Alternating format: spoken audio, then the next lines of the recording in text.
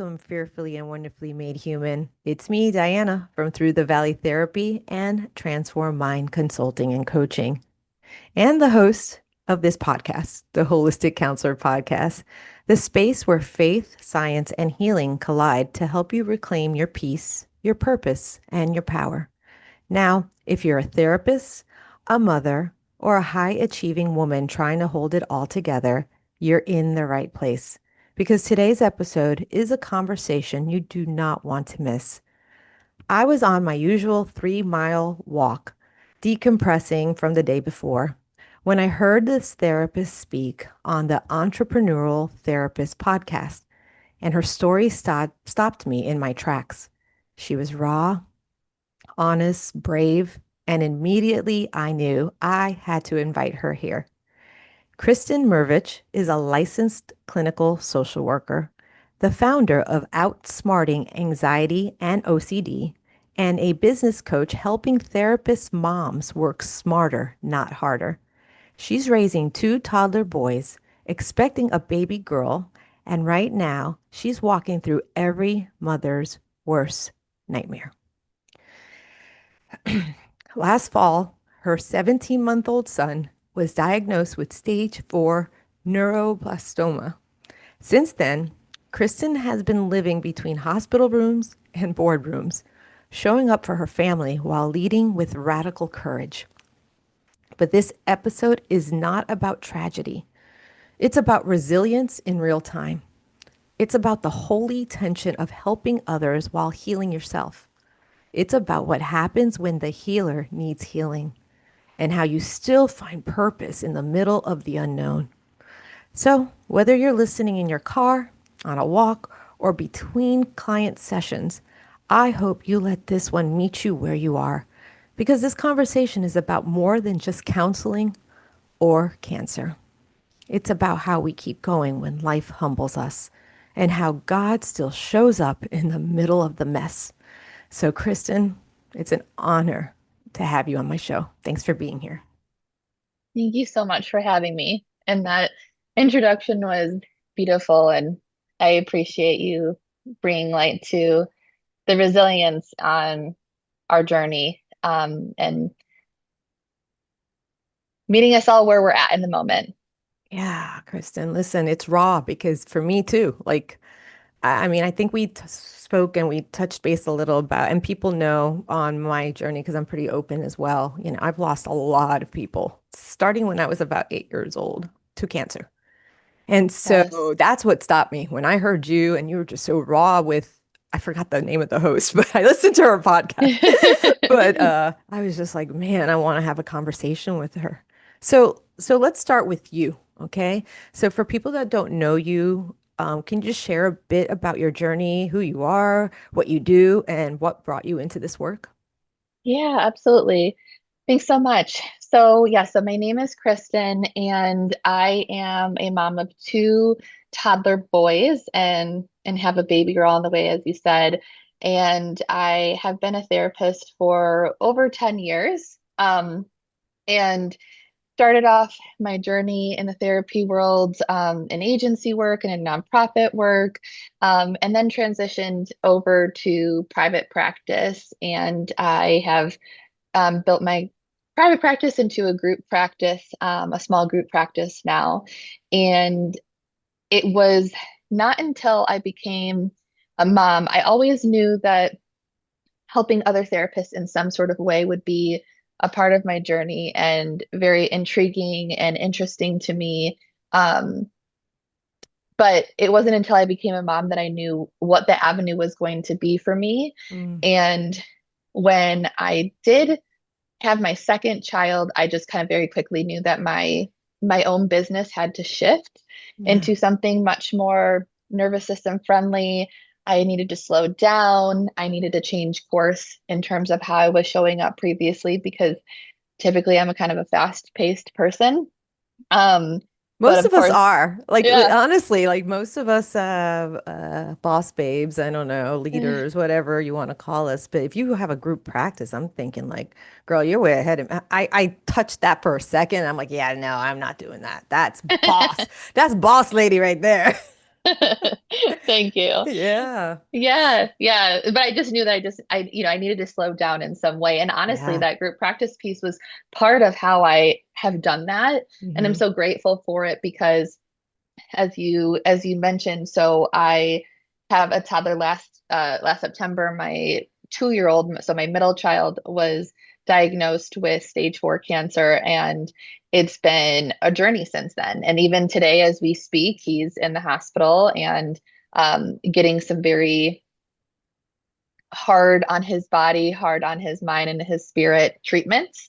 Um, but he's responding, and I'm so grateful for that. And something that has really truly helped me is to harness, what's outside of my control into like what's inside of my control. And for that for me, that's been my work. And so that's something that has been a focus for me since he got diagnosed, not because, work is important in the grand scheme of things, but because it's been my outlet, Yeah. um, in a way that has helped me to remain grounded and feel normal so that when I go back to him, I'm his mom and I can show up for him in the way that I need to. And for my 3-year-old whose life completely flipped upside down as well. Yeah. I mean, it's the whole family, It's like a ripple effect, it's like one drop and then, like it Yes. just ripples through the whole, the community that you're part of, the village, because that's what I always say. It's like we're all part of a village that helps raise us and surrounds us and stuff. And so can you explain what, because I don't know, I mean, there's so many different kinds of cancers, and I know with my family lineage, it was, my sister had well, let's start when I was around 8 years old. My friend had, uh, oh my gosh, it just leukemia. And Gotcha. then later on, it was my dad who had unknown origin. Like Oh, they opened him up, and they didn't know where it started, and he was filled with it. And in one month, he passed. My sister struggled 14 years with cancer, and it started in the breast, and then she went into remission, and then it went into the bone, and then it was just this. And then my mom literally just, listen, it's like, what?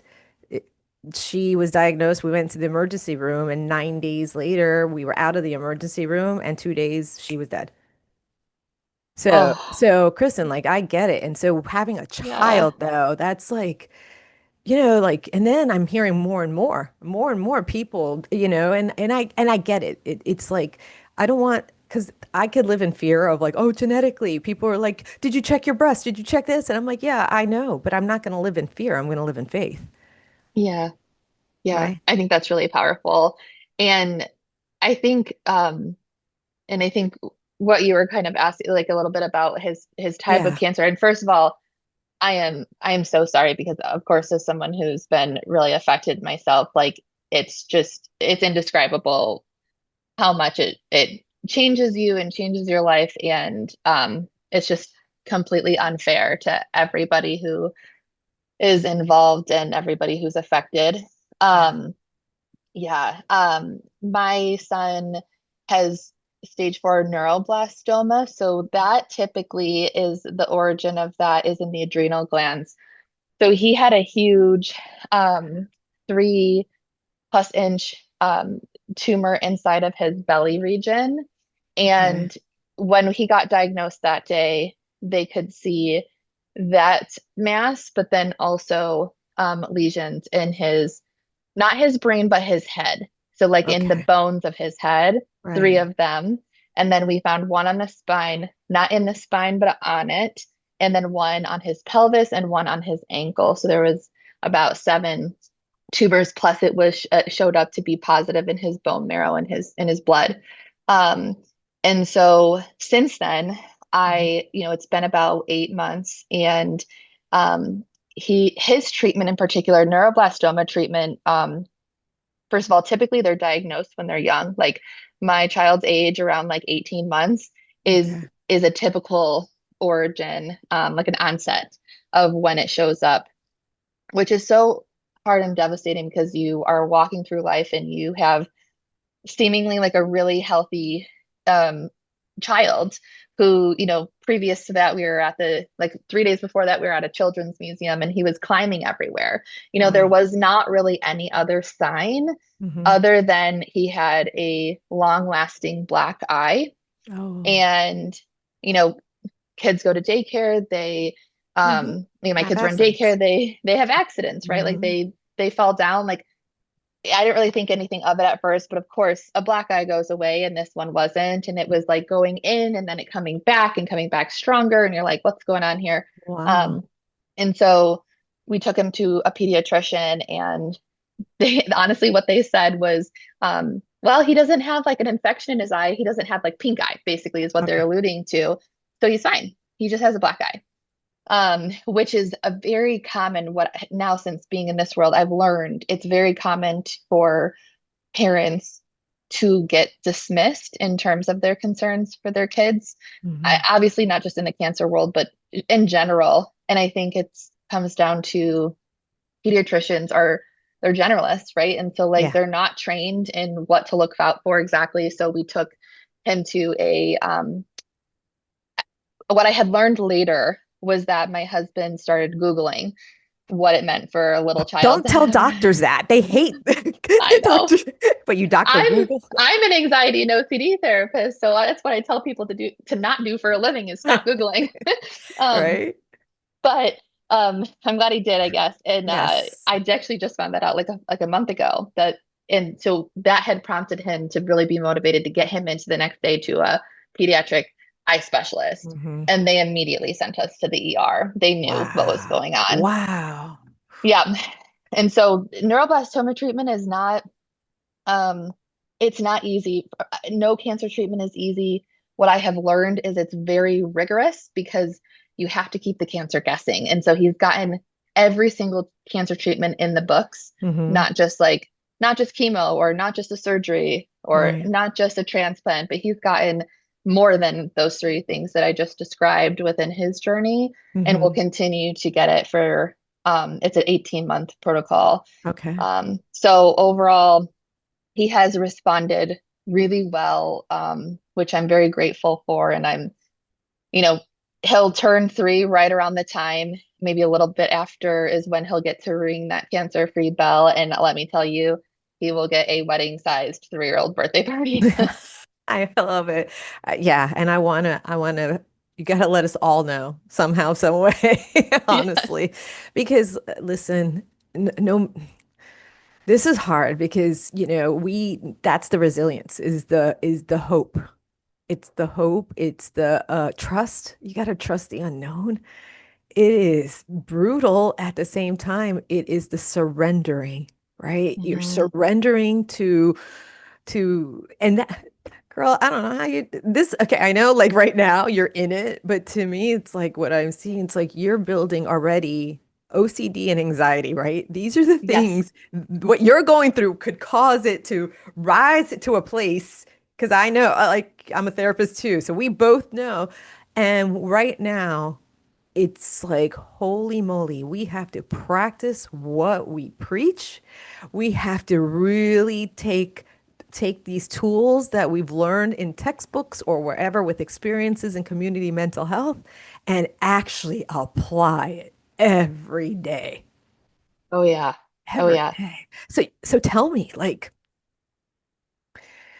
this is hard because the part of me is being the professional podcast host and the therapist, and then the part of me that's a mom of 4 kids. My baby's 26, grandchildren, and I'm sitting there like, okay, if I put myself too much in Kristen's shoes, I'm gonna bawl like a baby and I'm gonna have to hang up. Like, Yeah, yeah. I and then know. us having to be this professional purpose because this is what we do. We go through stuff like this with others. So Yes. you tell me, how are you doing this? What are you doing like to really be able to, to be the mom in crisis, but be a therapist at the same time?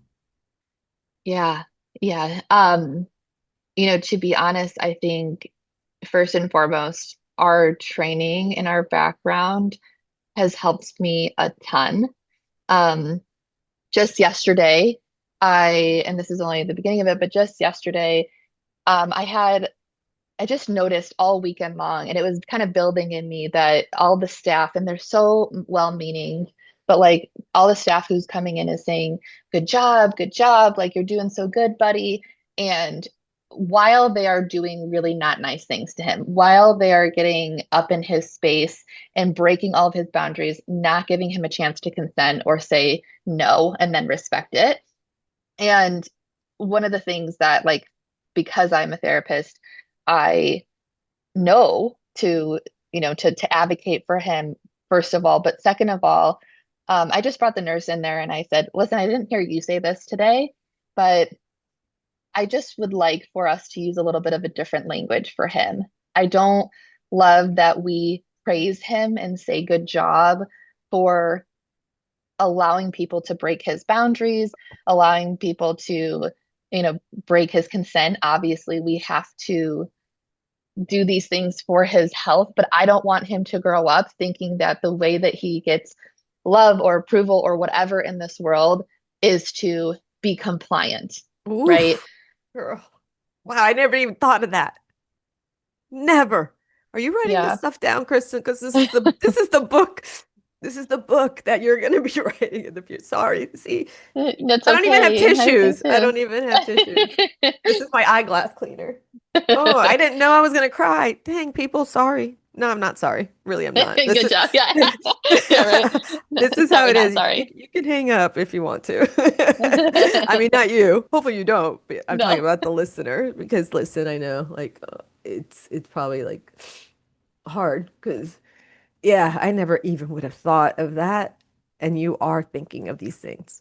Like, and you know how many parents don't understand that or don't know how. They feel that within their system and they don't know how to advocate like that. Yeah, to articulate it. I think about that all the time, honestly. That, you know, things that I know because of my education, because of working with people every day, the other parents just don't know. Yeah.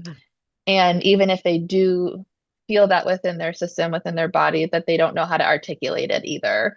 Um, but I would also say that to answer your question beyond that, I think it's really just been perspective, and I feel like you probably just very much get that from your own story that when you're faced with this kind of challenge, trauma, possibility of mortality or worse, mortality, and um, it's just something that you have a new perspective on life. Like for example, like the reason I've been able to scale is because I no longer really deal with the fear of being seen or being like judged by what my therapist friends think of me in terms of how I'm building my business or, what I'm doing with my life on social media or whatever. Because there's not that it, because now I have been in this type of experience, I don't need to worry about that. That's like such a drop in the bucket compared to the things that I now know is a reality for so many people. On the same day that my son like celebrated a huge milestone, which was yesterday, meaning we found out that his transplant worked. Hmm. Um, that it took hold, his body accepted it. It was the same day that I found out another little girl with the same type of cancer as my son was given a few months left to live. And when you have those stories and like that all weighing on your heart and so many emotions pulsating through your body in that way, there are things that just don't require your time and energy anymore. Yeah. Um, and honestly, I think that's what's helped me the most. That alongside of knowing that that kind of perspective is the perspective that I want to be modeling for my son who has cancer, for this little girl inside of me, for my 3-year-old son, for my husband, um, and for our entire family too. Yeah. Yeah, Kristen, and it's also, you got to think about like what is happening personally, how it will overflow to you professionally, and you've chosen to emotionally regulate. And these are words that people really are learning to understand what that means. Because so many years it's like talk therapy, talk. And I'm a therapist, so I could Yeah. talk like this. Like, you know, it's like talk.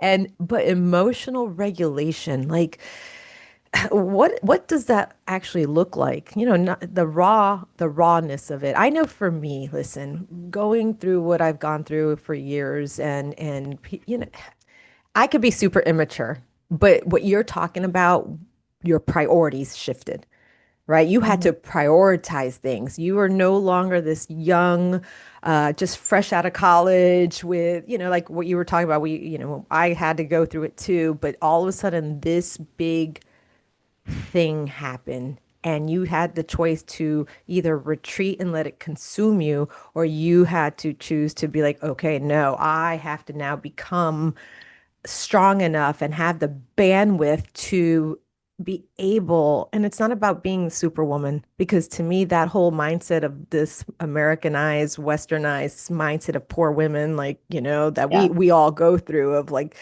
and then in my faith, the Proverbs 31 woman having to wake up early in the morning all the way to night, sewing the clothes, doing all this stuff, and then women are silently suffering in, you know, within themselves. And I'm not trying to say this to put down men. I know men have their issues because I work with men.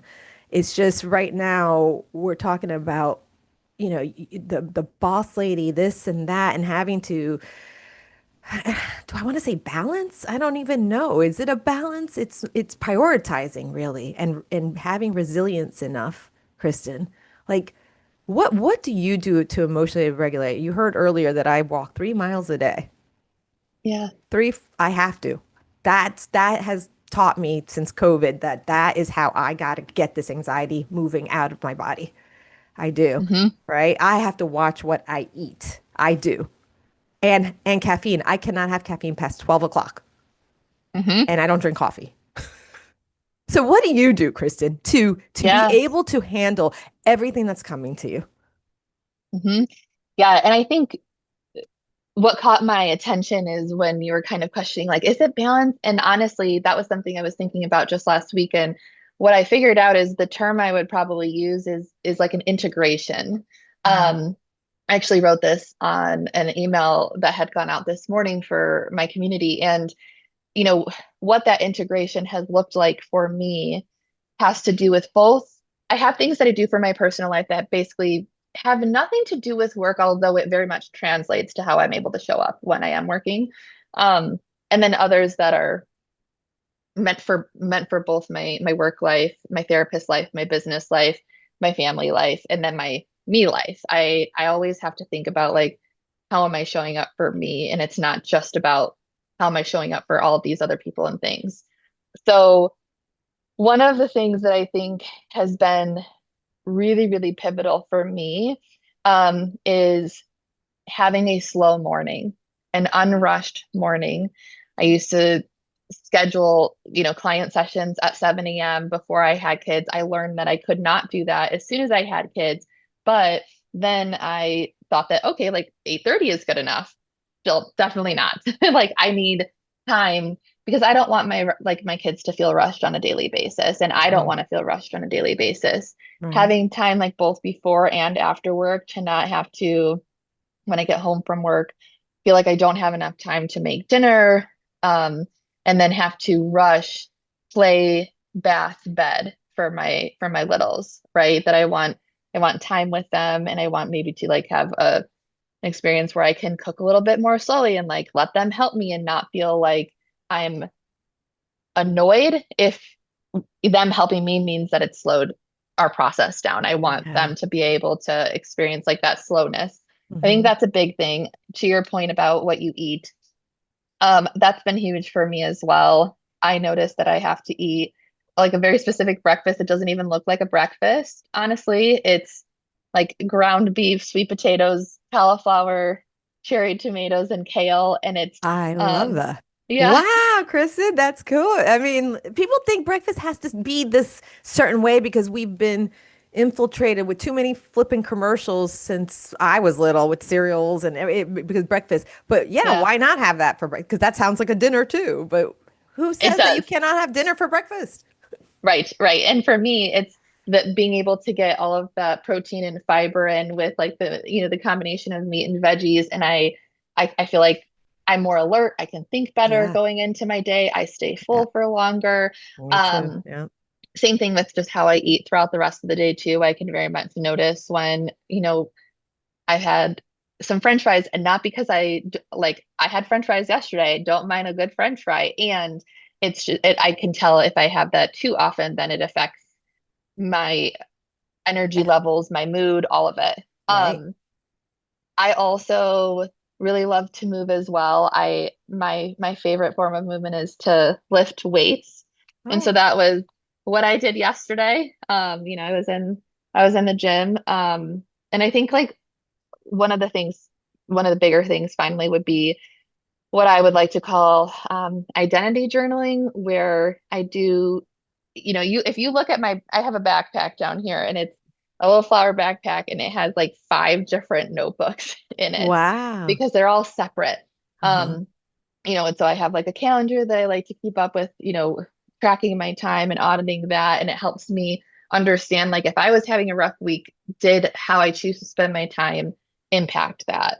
Mm, I have another journal that is specifically for like my thoughts on cancer, my ability to process, but I don't want my cancer journal in with my other journals, because my other journal, for example, my identity journal, is all about really showing up as like the person that I want to be. And that, you know, realistically in my identity journal, I am, for the lack of better ways of saying it, like near perfect. Like it's not about like how I am actually showing up in my life. It's how I hmm. want to be showing up in my Right. life. And It's like a so, future. What I'm hearing is, and this makes sense because to me, I don't, I don't journal like that. But I understand now, like as you're talking, is each journal has its specific cause, like, yeah, and your identity journal is giving you that hope for the future or your goals. You're setting your goals to become that human, right? mhm, And then the right. cancer journal is probably the grief and Yes. everything you're learning, and probably because to me, if I had that cancer, sure, which I should have had it, and I just went to therapy and let it all out on her. But but the cancer journal would be like a lot of grief, a lot of anger, a lot of sadness, a Yeah. lot of like sorry, Lord, I love you very much, but cussing out God, like because it's true, like Yep. you gotta let that stuff out, and it's important because that's what happens. I'm sure you see this, Kristen, when clients are bottling things up, it either will lash out on whoever is in their tribe or in their community, or they will hurt themselves. Hmm. Yes, yeah, absolutely. Yeah, you need some place to process those emotions. And for me, I process a lot of it in real time. So I'm not afraid, to be crying or show anger in front of like the staff at the hospital, for example. If I'm last night, I was not happy with how the night nurse was handling things, and I let her know what I needed from her. Hmm. Um, and so I do feel very open about showing whatever my emotions are, and I don't try to hold back for the sake of people pleasing them, because they're there to take care of my son. And if I have emotions about that, then and they aren't okay with that, they're probably in the wrong profession, right? Especially being in on the oncology floor. But Mm. then I process those emotions in real time, and also have a space to like kind of document our journey and in that journal. But then like the identity journal, it could be, my vision for how I show up as a leader in my group practice. Like that could be one day if that's where my mind is focused. But Hmm. then the other part is, you know, my son at one point in our journey with cancer, he was intubated. And that those in those times, my identity journal was very much focused on showing up as the mom that I want to be, and having the thoughts of, my son is going to come out of intubation and he's going to be okay. And we're going to take him home. And, all of these things that I needed in that moment, because if I focused too much on what my fears were, that would have paralyzed me. Right. Yes. Yes. Oh yeah. Because fear, like we like to say, fear is a liar. And to me, like I tell my clients, like, okay, it's false evidence appearing real, right? Hmm. And now we get to choose in therapy to face everything and rise. Fear, either way, right? Yeah. And so you're choosing to face everything and rise. And as you continue to do this, I need to know, like, how are you handling work? Yeah, I mean, I think it could be a because to me, I know like I went to work right after all this stuff happened with my mom and my sister because my sister passed, I would say, almost 2 years ago. Okay. And right, and so my mom, and so right after that, I wanted to go to work. I wanted to be busy. I needed to stay. I mean, I needed to like. It's like, well, why don't you take a month off? I'm like, all right, and then 2 days in, I'm like, I can't handle this anymore. Like, I need to because Yeah. it's I our understand that. personality. It's a type A kind of boss lady personality in a way. Not that I'm a boss of myself, but how like how do you how are you doing that? Because a how many people do you have under you? I have four right now, and we might be bringing on a fifth. Okay. And do you have an office manager and stuff like that, or is it you? Mm-mm. Okay, so you're doing it. Yep. Ooh. No admin, no office manager right now.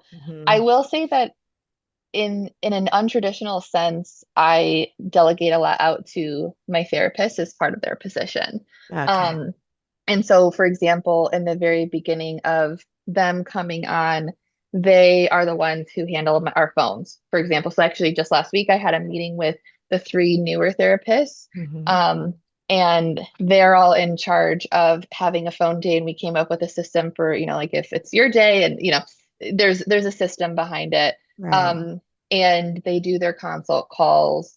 Um, and there are some other things that like I rely on them for.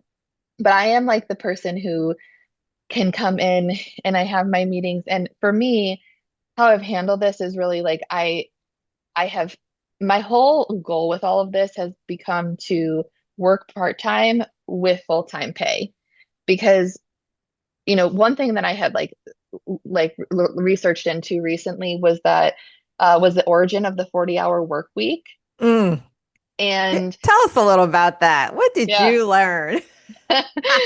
I loved reading about it because I was like, ooh, okay. So Henry Ford, it originated with Henry Ford, Mhm. in the factories because men were incredibly overworked. And this was a way to help reduce turnover long term, turnover and burnout. I don't think they were calling it back then, but No. Right. turnover. And it was so the 40-hour work week was introduced 8 hours a day, 5 days a week. And this is in the 1940s, I believe. And then anything beyond the 40 hours was overtime pay, which is still the structure of today. Mhm. That said, during that time frame, most most men who were working had someone at home full time, likely a woman, the mother, with their kids. And Yeah. so today in our modern world, I think there is this unwritten guilt, especially within the therapist community. I'd say that it's, there's messaging around like it could be unethical to make money, or it could be, you just there's a lot of martyr messaging in the therapist community too. And so I was super intrigued reading that. And then it kind of dawned on me that the guilt that we were experiencing, or that I think often a lot of us, maybe particularly women or particularly moms, experience Mhm. of wanting this vision. Maybe they don't articulate it this way, but this vision of part-time hours with full-time pay, thinking that that means they're entitled. Because that was how Right. I felt for a while. Like, if I want this, am I entitled? Like, don't you need to be working, 40, 60 hours a week to like earn Right. that kind of money? Hmm. But realistically, as we've evolved and our culture has evolved, and now we as as women, we as moms are in the working field, there is nobody at home full time No. to manage your household, to manage your kids, to manage your the family schedule, Mhm. cleaning, all Right. of that And that I goes want into a home. and I know quite a few stay-at-home moms, and I know, listen, I would say back when my son was little, there was a group called Mothers of Preschoolers, MOPS, that I coordinated here in my town. And what I did was meet on Saturdays on purpose because I come from a single immigrant mo working mom, okay? Yeah. But I also understood the importance of what I was hearing was the guilt of the stay-at-home mom not contributing. And anytime I hear a stay-at-home mom says, "Well, I don't work," I'm like, "Yeah, you do. You work. Oh, You work." 100% she works. Okay. Yeah. But I'm trying to respect both the ones that are out at work doing the 40, 50, 80 at whatever their career is, and at the same time that the stay-at-home mom is doing work as well. And so I I try to bring them together to make them each understand because what I heard was guilt on both sides. It was just pure guilt of being the martyr, what you're talking about, okay? Or we're only supposed to be nurses and teachers and helping professions, Hmm. right? And we're not supposed to think about money. Our thing is just to help men do their thing. Yeah, to be the main provider. Yeah. Right. And if you're listening to this and that's what's working for you, God bless you. Like good. I'm glad. I'm glad that's working for you. Absolutely. And as you say, modern times now, it's like I see it like we're trying to still, and that's why I brought up the Proverbs 31 woman, and it beautifully written, and it's God's word the way I see it, after studying it. But I know that many churches use that to make women, I don't know how to explain it, but it was not healthy to put too much on, like that you're supposed to be these good little girls. And that's what I work with, Kristen. That's why I'm bringing it up. Like you do anxiety and OCD. I work with a lot Yeah. of women who come in who's had religious trauma and spiritual abuse, and I'm helping them not deconstruct their faith, but disentangle their faith, Sure. Yeah.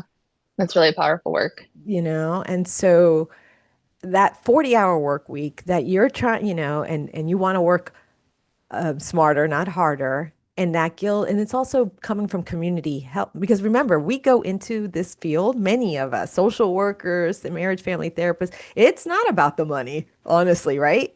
It was never about the money. This is why many of us, when we go into private practice, don't know how to run a business. Hmm. And so we're Hmm. flailing around. So tell me what you do for therapists now, because you have shifted, right? And you start in your coaching therapist. What do you mean by that? Yes. Yeah. And I think like real quick to go back to we have working moms and then we have stay-at-home moms, Mhm. and that realistically, I think the messaging that I hope is, evolving over time would be that women and moms feel like they have the freedom to choose what Hmm. feels right for their family, right? Yes. And what feels right for them, because a lot of moms do want to stay at home, but Mhm. then feel guilty because they're not contributing financially. And then Right. working moms who want to work, they show up and then maybe they're wrestling with guilt around how much time they're spending with their kids. And so and that's why I really wanted to promote this idea of like, maybe we can just find ways to work part-time so that we can have both worlds, but not have to sacrifice that income, because not every family is privileged enough to be able to sacrifice their income. Like if people need a dual income home, or Right. if they're a single parent or what have you, that's not always a choice. And Right. so what I'm doing with therapist moms now is I do a lot of one-to-one work at this time. I think that will expand once we're past cancer treatment. Just there's logistics that are involved in terms of being a caregiver that can sometimes limit what you can commit to Hmm. within your work, because my schedule is always changing. In 2 weeks Yeah. after he gets discharged, I won't know what my Yeah. schedule is, and it's not going to be my choice. Right. And so, with that being said, um, working with them one to one, a lot of my a lot of moms that I'm working with right now are in an agency or group practice or something where they are not currently working for themselves and they want to inch out of that and Hmm. get into private practice. But they are fearful of if a lot of my moms are single moms and they are the sole provider. And so how do I do that in a way that still brings security to my family and to my Yeah. kids? So some of my moms have recently like quit, well, dropped down from working full time to part time, and they've built their part time private practice, and that's gone so much better than they thought it was going to. Yeah. And so now they're really being able to kind of envision that full time. And for other moms that I'm working with, it's helping them to scale into a group practice. But I do think group practice has gotten a lot of messaging in and of itself, Hmm. where I think sometimes the messaging is that you're going to work more and earn less than what you did in private practice. And it Hmm. doesn't have to be that way, but it Okay. just has to be set up correctly So it's from the systems. beginning. That's what I'm hearing. It's knowing the system, and you figured out a system that actually has worked, and so people can hire you to you give them the system, right? Or the tools or the practical steps to be able to. That's wonderful. Like I don't think I'm at retirement age, honestly, Kristen. That's where I'm at. I mean, it's because I married an older man and he's like, I'm like, no, now you're dealing with me. Finally, the kids are out. Like I got freedom to do my work because before, like you said, Kristen, I was balancing. I was working Mhm. part-time, trying to be home, and it is a hard thing. It's integrating. Love that word. Integrating, not balancing, integrating. And just figuring out what because every family is very unique and every family has different needs, and that's okay. There is no, to me, Yes. what I see a coach do, because I have my own psychoeducational training is what I call for other things like health and wellness and stuff. It is I got tools that worked. I've done a lot of research. I'm the shortcut for the person, so they don't have to sit there and spend 2 decades figuring it out, right? And it's worked. So it's the same for someone. So it's moms who are therapists, correct? Hmm. Is it worldwide? Is it just citywide? How's that work? Like anybody can Yeah. call you, or like how do they get a Yep. hold of you if they want to work with you? Yeah. So I guess it would be worldwide. I haven't really thought about that yet, but it This is is what you're going to put in your journal after we hang up, okay? And that. right. Yes. Yes. But yeah, I guess it could be worldwide. It definitely is nationwide. I'm in Arizona and I have a lot of clients in the East Coast, for an example. And basically, I am on Instagram at Therapreneur Mother. Hmm. Um, and so, I could, just because that's like a little bit of a wordy, hard to spell thing, I could Yeah. make sure you have that for Oh, a it'll be in link. the show notes. Don't worry. Yeah, yes. I find everything, and you sent me all your information. So, okay. So that is that the main what you're trying to grow? Are you scaling your group practice too? I mean, because these are two different things I'm hearing. Yep, very two different things. So I am in my group practice. I Hmm. have four therapists currently, and I am looking at a fifth. I just interviewed somebody last week. I'm once that fifth position is filled, I will plan to coast for a while in my group practice specifically. We just moved into a beautiful new office space, and that fifth office will be our last office that we fill. And that way I can really focus on helping to transform the group practice from an internal perspective. So we're going to plan to launch groups in the fall. And Mm, now that we have our team really understand what our mission is beyond one-to-one work within our community. So that's kind of my focus for the group practice hmm. in months in the years to come. And then from my coaching perspective, definitely something that I hope to scale and grow over time as well. And so, like I said, right now, because my son's in cancer treatment and because I have a baby on the way in 3 months, I'm offering one-to-one now. But next year, I have some things in mind that will launch, either in January or March or next year. Hmm. But yeah, the Instagram at Therapreneur Mother is the probably the main way to kind of like Okay. follow my work and learn. I do have a free part-time hours to full-time pay playbook or guide that I could send to your community too if they were interested, Yeah. to kind of just like see the behind the scenes around like the pillars of how I've done it so far. Hmm. And we have some other things that are in the works in terms of uh, free content, Yeah. Free free guides, resources and stuff. free So resources. is that Yeah. on your website?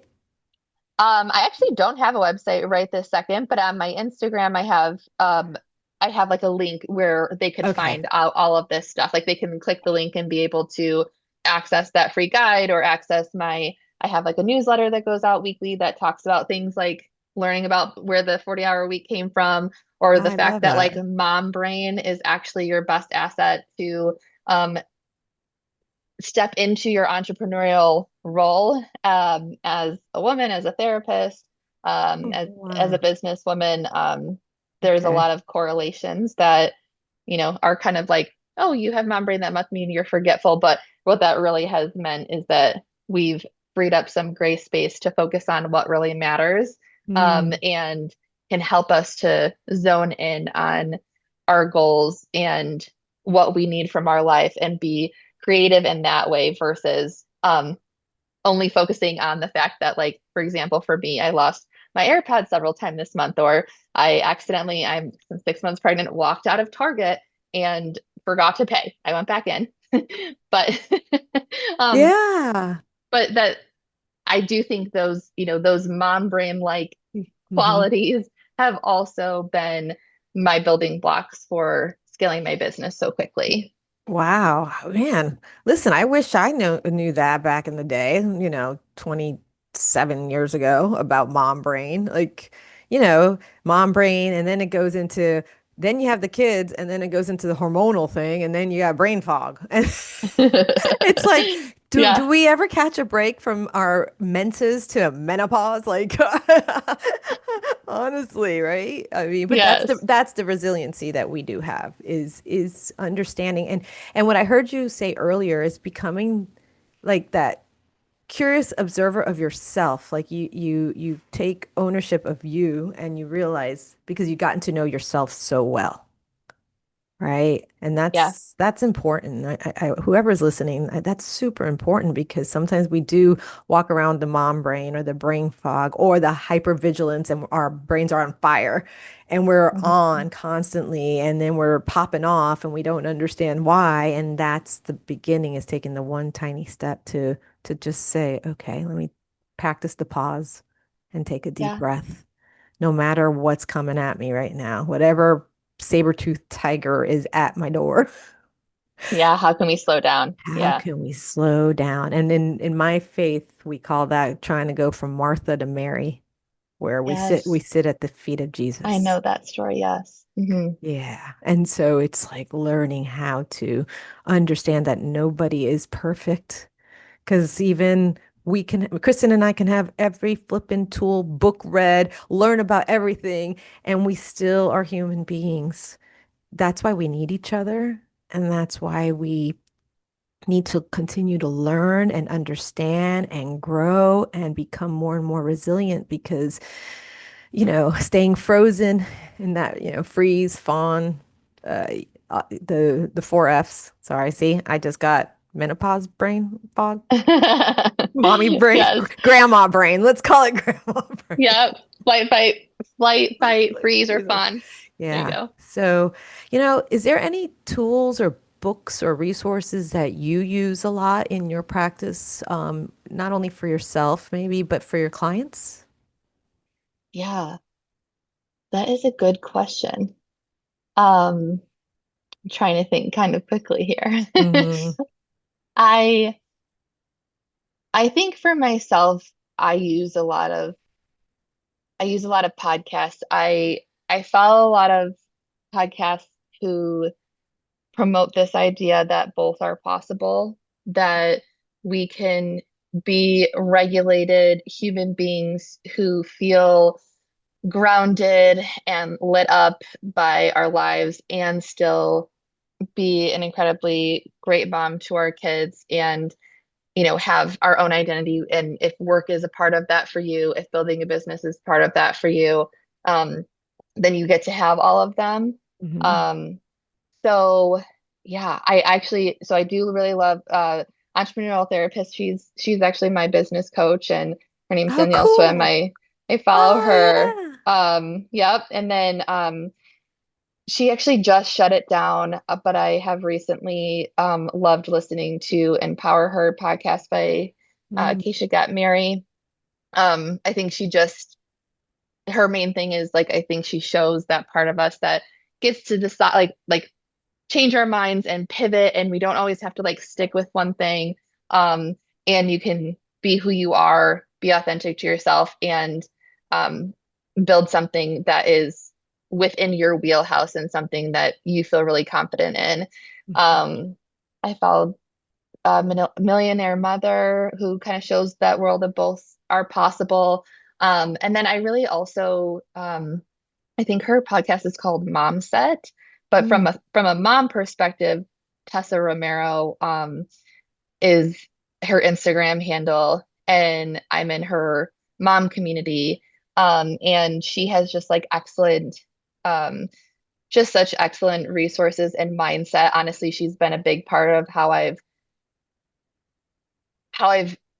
learned to handle my son's cancer diagnosis and still have the mindset that I do. yeah. She's been a big part of that, I would say. Mhm. Tessa Romero, and she's a woman of faith, and that's where she talks about the Martha and Mary story a lot as well. So yeah, so Cool. You just turned me on to a bunch of, and I'm a pot because to me, like I could read books. I'm reading a book now called The Practice by Seth Godin, okay, yeah, which my business coach said, okay, it was our last thing. He's like, okay, before we go, start reading this book. And I'm understanding because it's basically giving me a kick in the butt to stop, because we get analysis paralysis and and then we don't move forward doing the yeah. thing. And so it's the way he put it's very creative. So I'm reading that. But I'm a podcast because I like in my walks, that's what I do. I listen to podcasts every day. And it's just easy when you're driving or when and just keeping I don't ever watch or listen to music. My kids and my grandkids think I'm great. Like they're just like, Lita, like what's wrong with you? You don't like music? I'm like, no, I rather learn. But I've always been that person. Like I like Hmm. to educate myself and learn more and more. Um, yeah, thanks. I'm gonna put all those in the show notes, the ones that you mentioned. That's great because I've never heard of any of them, except for the one Yes. I found you on. Oh, yes, yes, yes. And I'm sure there are books too. I just like, I feel like that is something I would have to be like, oh, I have to think about that a little bit more. But those, I I look out for their episodes weekly. And like, as you said, just as a busy mom, it's kind of like, it's just so easy to digest Yeah. podcast episodes. And so, Right. And you could stop yeah. it and pause it. And sometimes I'll sit there with my notebook and write down notes of what I'm learning and stuff Hmm. too. Okay, cool. And so what do you have? Okay, so to find you to coach a therapist, it's on Instagram. But if somebody is in Arizona that wants to hire you as a therapist, how do they do that? Yeah. Yes. And also at Kristin at Therapreneur Mother would be my email address if that's easier for somebody Hmm. um, to get a hold of me that way. As far as my practice goes, we definitely are accepting new clients right now. And our website is called outsmartingocd.com. And what we do is help um, we have therapists for all different ages. So we have a therapist who works with birth up, through 18. We have somebody who can work with young adults, teens and adults, and then even into older adult years, and all centered around anxiety and OCD. So a lot of times I get questions about what kind of OCD do you help? And any type of OCD, because So our all four therapists are types, specialists. right? Um, yeah, and honestly, More. there are so many more that like yeah people just kind of aren't aware of. And honestly, how I think about it from an OCD perspective is if you have OCD, you have OCD. And we can kind of get away from the type a little bit. That the Mhm. type really is meant to help us be able to relate and put language to it, and maybe not feel so alone because another person has the same theme as you. But realistically, OCD can take on any manifestation that it chooses to. That's kind of like how it works in its beast of a mind of its own. And then from an anxiety perspective, what we would call complex anxiety, so separation anxiety, social anxiety, phobias, panic disorder, so having panic attacks for no reason, agoraphobia, where we're afraid to leave our house, any type of anxiety that is a little like we it's not that we can't help generalized anxiety where we're working on things that are kind of like in front of us in our everyday life, like um relationships and worries about the future, things like that. Hmm. But we would just say that probably our primary specialty is anxiety that kind of falls under those Yeah. types. Yeah, the ones that have gone past the symptom, the ones that are Yeah. really diagnosable DSM, because to me, like I try, people come and I'm like, well, who told you that? Or you just TikToked yourself, Yeah. and you just diagnose yourself because you're thinking, and to me, anxiety and depression are symptoms of numerous situations. But what she's talking about is the diagnosable ones, the ones that people actually are super suffering with, like that.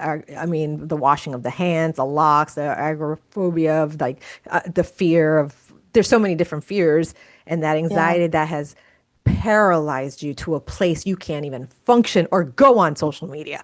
That's what she's talking about, people. Like, Yes. so I want to make sure we disentangle things Yes, because absolutely. I working with you. I don't work with teenagers anymore, but working with teenagers, they're like, oh, I have, and I'm like, who told you that? Oh, I told my mom, and we could spend a whole other hour in that department, Yes. in that area, but I wanted to come on because I wanted you to tell your story because I know that somebody might be listening, going through their own dark valley, feeling so lonely in that space.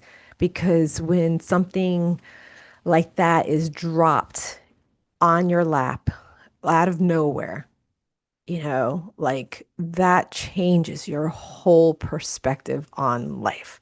It makes you grow up so quickly. It makes you realize, okay, like now I really have to like take everything I have to function in this world, not only because I need to function and survive, but I'm also responsible for so much.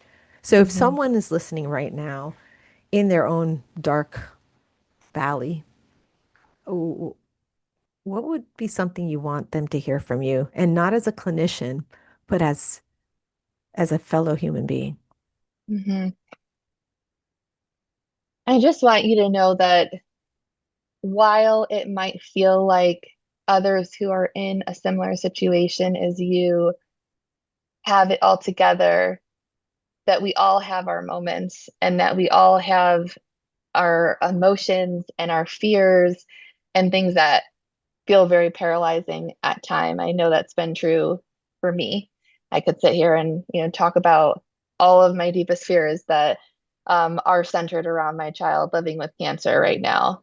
And that those this might sound slightly therapy but it's coming from a human place where like that can coexist for you, right? Like that we can have be humans who have all of these emotions going on, that can have really bad days where you don't want to talk to anybody or you don't want to see anybody or you're angry at everybody, and still have this other lit up, I want to live my life part of you. Yeah. And I think that that's what's been most helpful for me is knowing that both can be true. Yeah, Um, yeah. I can. Because we are made with all those emotions. It's just learning how to utilize them in a way that's going to benefit you and others. And you know what I mean? Like instead of Mhm. being stuck in them. That's why somatically moving it is very important. That's why taking care of the 100 trillion cells, more or less, I don't know, but I know they're trillions of cells that want to love you, right? And sometimes we think about like why would creator or God or whatever, Allah, whoever you call the something that's bigger than us, would allow this stuff to happen. Why would something like this be allowed to happen to a child? Yeah. And I know I had to walk with people, not just with cancer, but think about sexual abuse or something like that. And honestly, I don't, it's sometimes things are a mystery, but I do know that finding community is really important. Listening to stories like this and writing your own story, because every one of us have one. Every one of us, no matter what it is, and you're not alone. So, Kristen, I just want to let you know, thank you so much for coming on. Thank Thank you you for having me. for being raw about your son. And I know my community, hopefully the ones that pray, will be praying for you. I know I will be. And please let us know Thank how you. things, and I'll be, of course, following you on social media. And, you know, listener, I I don't, because sometimes I get overwhelmed with my own emotions. And like I said, I'm a normal human being. Well, normal, I don't know. People question that, but um, as a human, a fellow human, I just want to let you know that sometimes we might be angry at God, and that's okay because his ways are not our ways, and his thoughts are not our thoughts, and it goes beyond how we can think. Because the second we think that we know exactly what something that's higher and bigger than, then we become God ourselves, and I don't ever want to have that because I'm not God. So just remember to trust in the Lord, guard your heart, and please renew your mind. Kristen, thank you for being here. Bye. Thank you so much, Diana.